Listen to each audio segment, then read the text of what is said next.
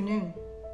I'm honored to be part of the celebration of the 10th anniversary of Someone to Tell It To.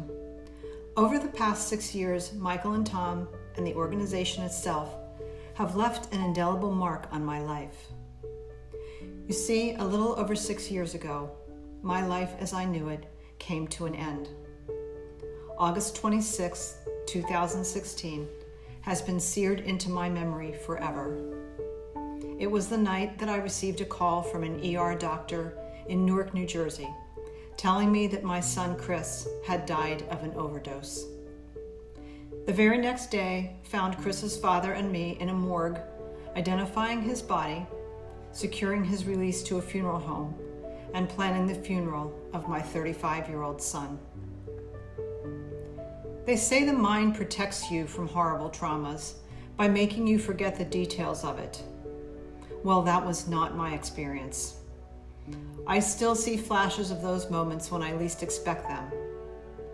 I remember thinking back then that this must be what it's like to lose your mind, to have no control over your emotions or anything else for that matter. Sadly, my memory has never been erased. To this day, I remember every single detail of that late August night.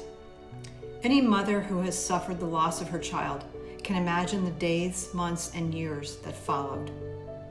For those who will never experience such a tragedy, I truly hope you never will. In the depths of these moments of pure hell and desperation, I contemplated ending my life because honestly, I believed the time would never come when I could get up off my knees and take one more breath without Chris in this world. I now realize that many mothers who suffer the loss of a child have similar thoughts, and that such ideation is not abnormal. It is just a sign that you are truly broken. Eventually, with the right people surrounding me, my feelings of self-harm subsided, and I came to understand and express my pain and sorrow, and began to see a path toward healing. In a moment that was both full of grace and devoid of all hope, I met Michael and Tom. They presided over Chris's funeral and hung in there with me through the many difficult days and years that followed. Their endless compassion and time spent listening are what helped me survive.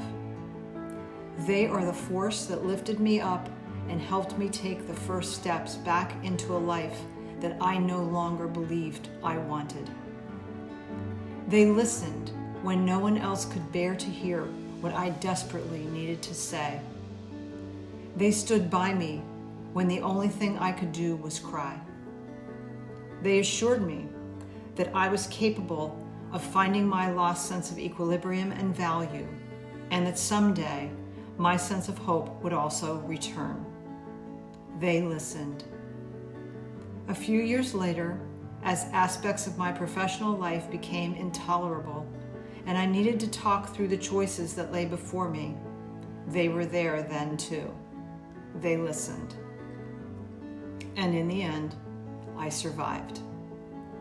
Now, 6 years after Chris's death, I can breathe again. No day or hour passes without me thinking about him in some way.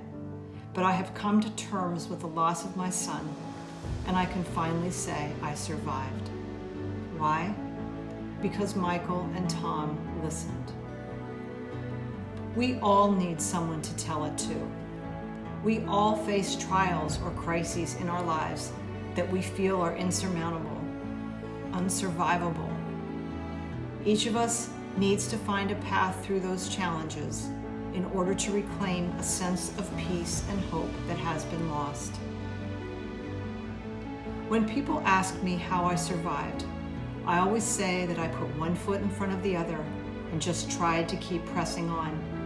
But I always talk about Michael and Tom and Someone to Tell It To, because they deserve so much of the credit for my survival.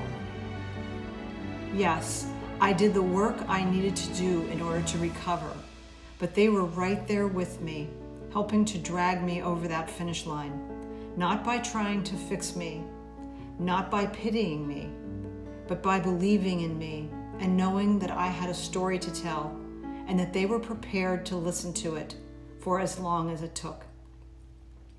I am so grateful for the courage and grace that they helped me find in myself. Thank you, Michael and Tom. You will never know what you gave me, but know that you saved my life.